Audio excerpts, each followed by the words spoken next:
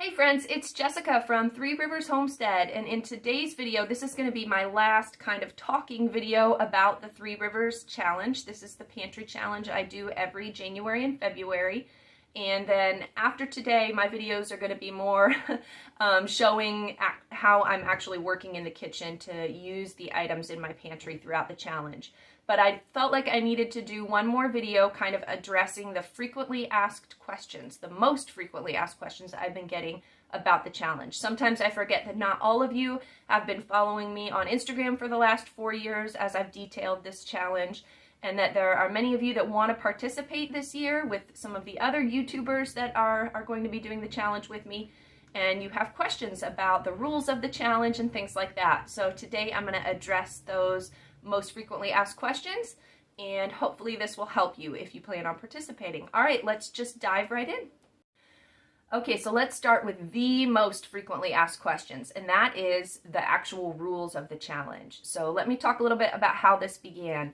I've been doing this challenge for myself for probably 5 years. I started documenting it, 4 years ago on Instagram. And I just basically had put it out there on Instagram that I was going to challenge myself to not go to the grocery store in January and February. And other people said they wanted to join me in doing that. And so we decided to give it an official name and called it the Three Rivers Challenge. This was way back in 2019, maybe. And so at the time, the people that were joining me on that pantry challenge, everybody had different rules. We're a dairy-free family because my oldest son has anaphylactic food allergies. So we don't need to worry about purchasing dairy every week, but there were some families that joined the challenge back then that needed to allow for that weekly dairy budget because they didn't have a family milk cow to meet their dairy needs, and so that was important to them. There were some other families that didn't garden and didn't have a lot of produce put up and preserved from the growing season, and so for them it was important that they had a weekly budget to purchase whatever produce that they needed to make their meals, and so those were their rules. So basically everybody that joined the challenge set their own rules for whatever worked for their family, and that's sort of how it works. If you want to join but you think, I don't think I can make it 2 months, maybe you just join us for the month of January. So for me and my family, our rules are that we don't go to the grocery store or spend any money on food during the months of January and February, except for I have 2 children that have birthdays during those months. David will turn 13 in the end of January, and Elizabeth will turn 9 in the end of February. And it's our tradition in our home that the children get to pick their birthday meals, and I want to make sure that they can have whatever they want for their birthday, and that they're not missing out on that simply because mom's doing a pantry challenge. So if for some reason they pick a meal that I can't make from what I already have in the house, I'll send Adam to the store on the way home from work one day, and he can pick up some of those special ingredients so the kids can have their birthday meals. And then other than that, the only other exceptions I make to the rule, I place a bulk citrus order every December, and that order isn't delivered for me until the end of January. So I will be having some fresh citrus coming into the house. This is the only time of year that I have the opportunity to purchase this bulk citrus at these prices, and so unfortunately that falls during the pantry challenge, but the majority of that citrus is preserved to be used throughout the entire year. It will be used in all of 2022. So I allow myself to make that purchase, and that doesn't, I guess, count against me during the challenge. And so whatever rules work for your family, just set them and you can still participate. All right, so another frequently asked question that I get is how I do my meal planning throughout the challenge, and is it any different than how I do my meal planning throughout the rest of the year? If you've followed me for any amount of time, you know that I am a very strict meal planner. I have 7 children to feed. We deal with food allergies in our house, and so I have to cook from scratch 3 meals a day, 7 days a week.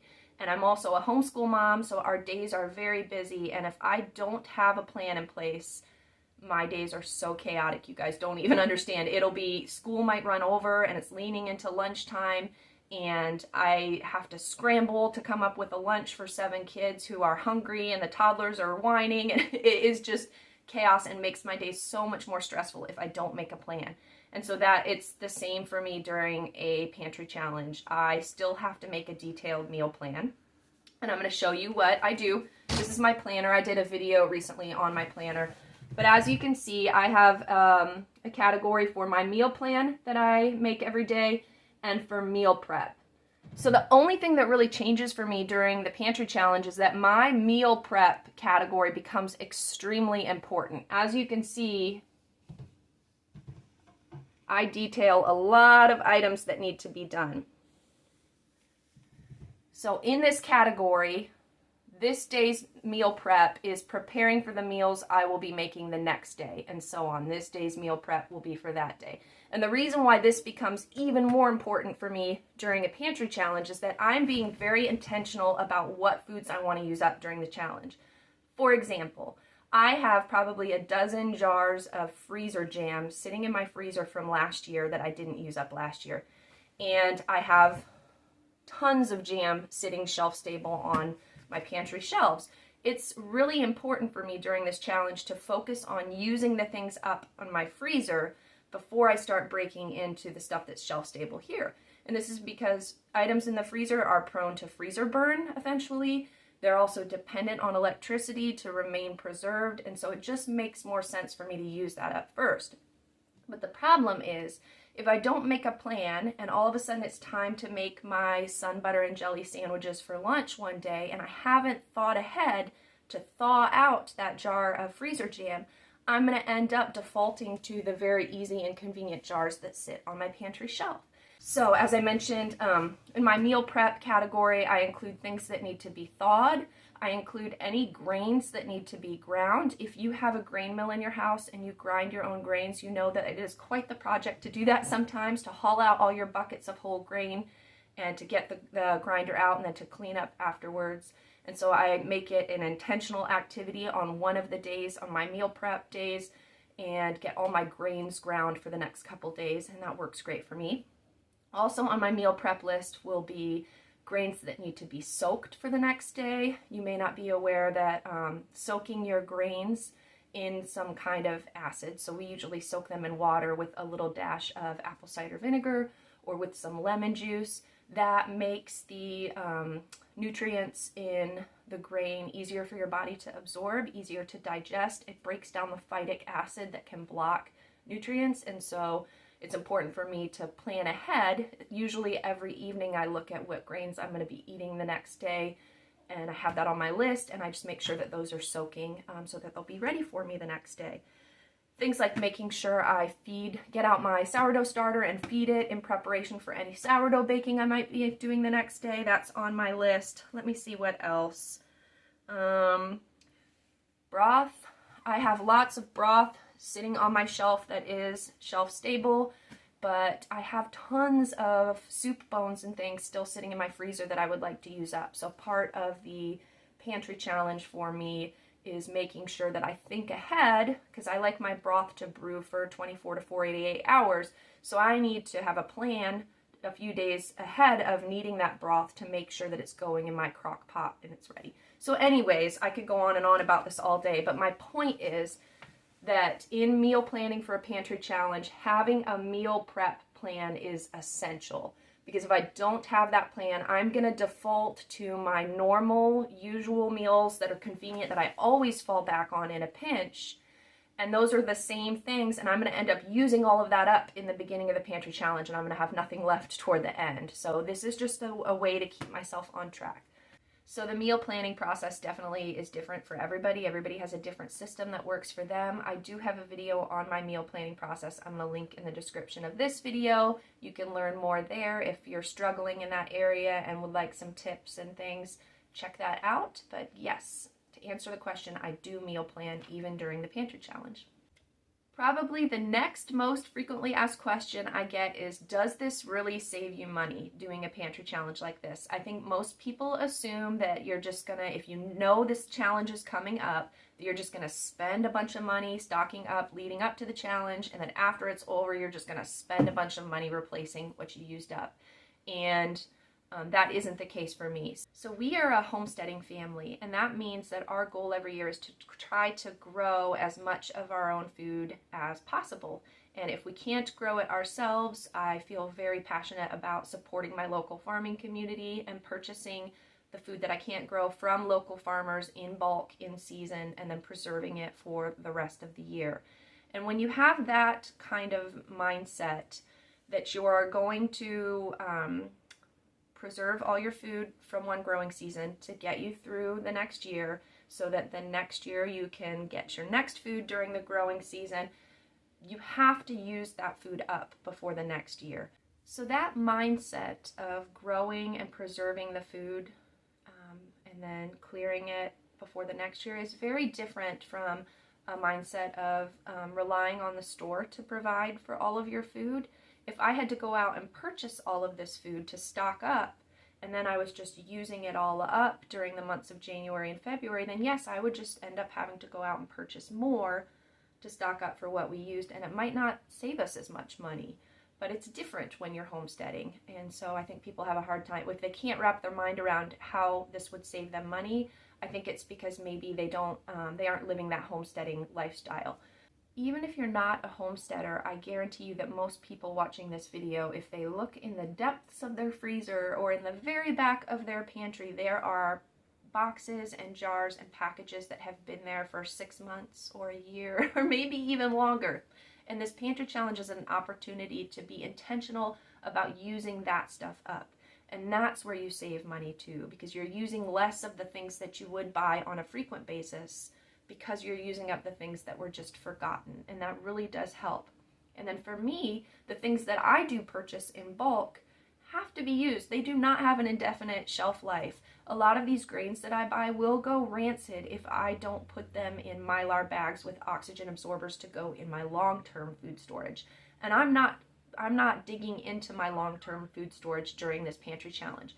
The point for me is to try to cycle through all of these grains, because if I don't use the wheat berries that I bought in the last year or longer, if I haven't been very good about cycling through them, the nutrition is eventually depleted in those grains. They can become rancid and are no longer good. And so you really do need to find a time in the year to be intentional about using those grains. And so if you're someone who isn't good about being intentional, it's a great way to kick off the new year to just focus on, okay, I'm going to use what I have before I go to the store and just purchase the things that are convenient, that I kind of tend to buy on default because they're comfortable for me to use and easy for me to use.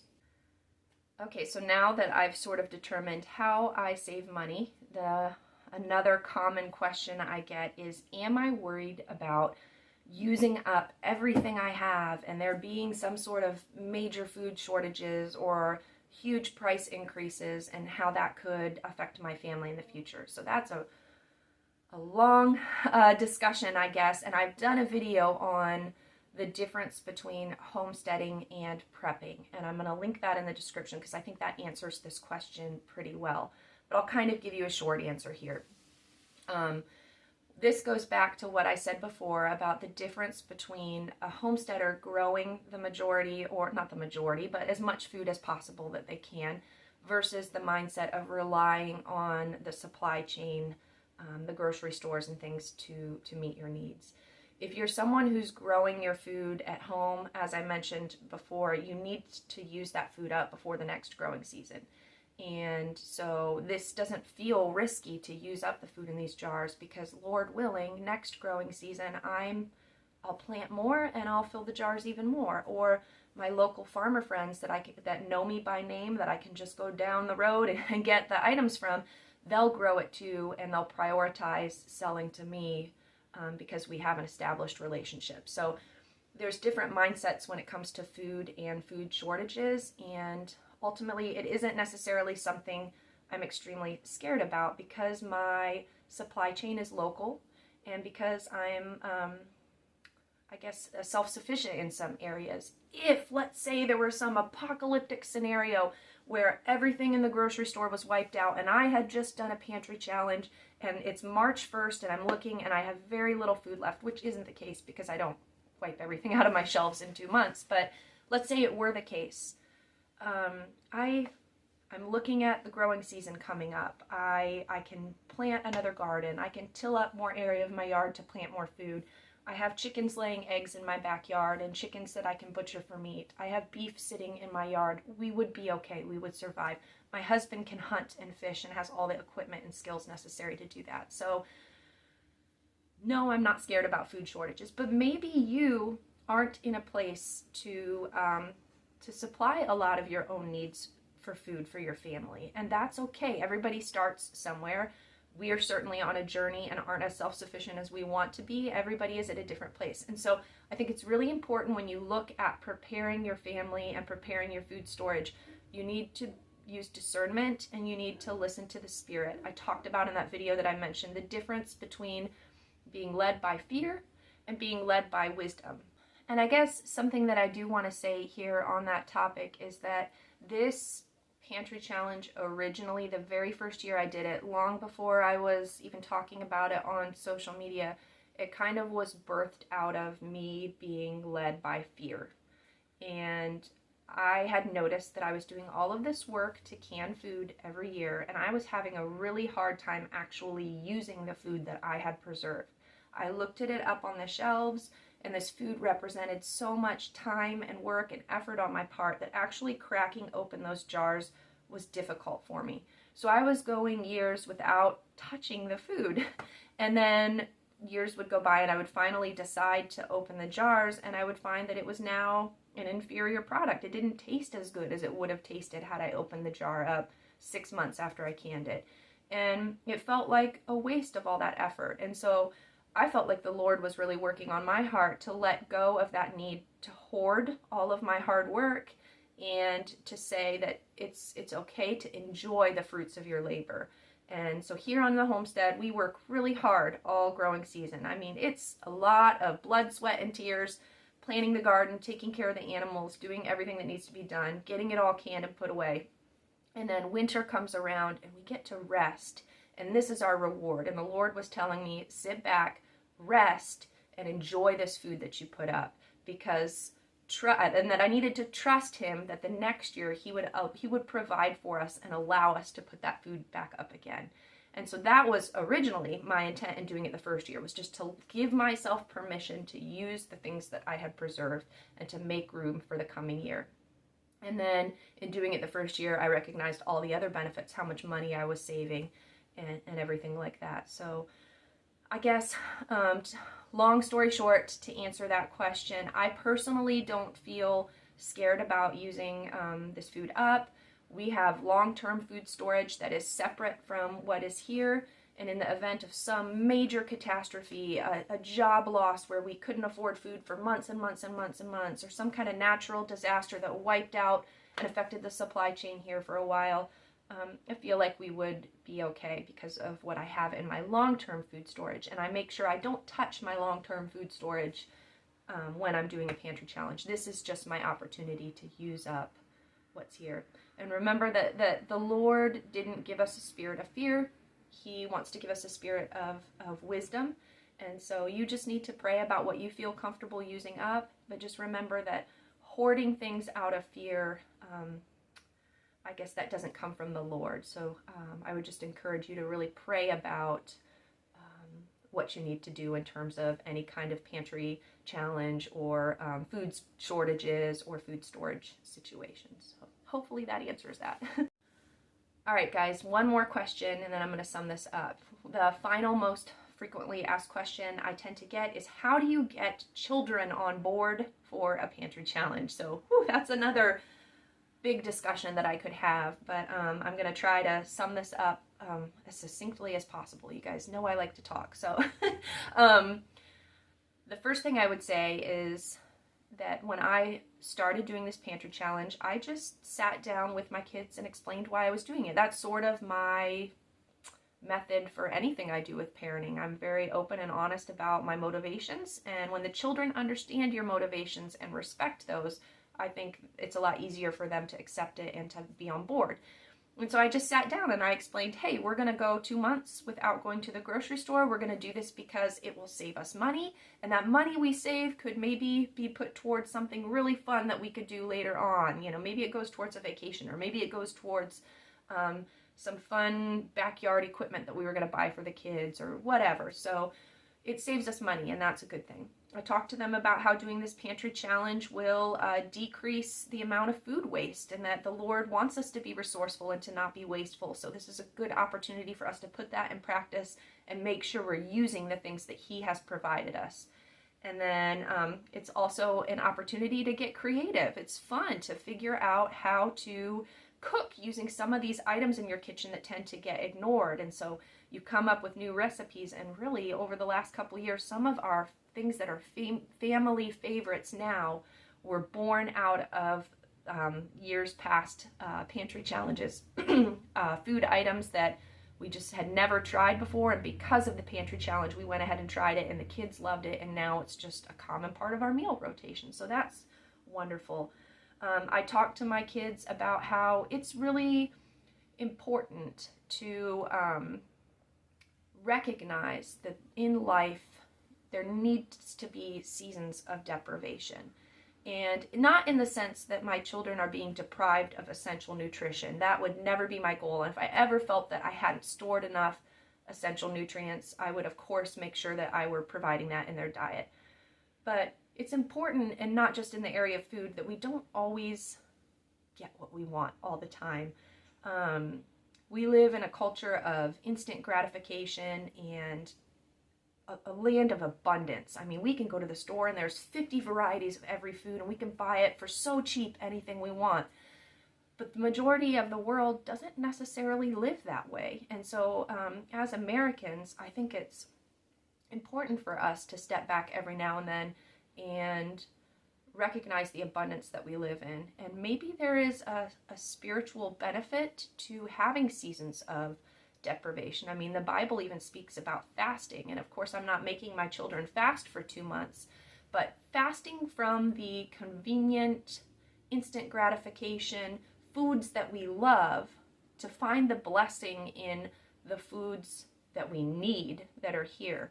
And I just think it's a really good lesson to teach my children. And when I explain that to them, I think it's easier for them to understand it and to see the benefit, and then to get on board with it. So I do want to add, I was thinking a little bit more about the idea of children, and my experience on this might be different than the average parent, simply because we do deal with food allergy issues and we never eat in restaurants. My children are used to eating at home and eating home cooked meals 3 times a day every single week, and so they don't really feel like anything is being taken away from them because we don't go to restaurants. And I could see how that would be harder for a family if your children are used to getting a fast food treat or going to a restaurant once or twice a week, and all of a sudden you say you're taking that away from them for 2 months. I can see how that would cause some challenges, and I'm not trying to negate that or say that that's easy.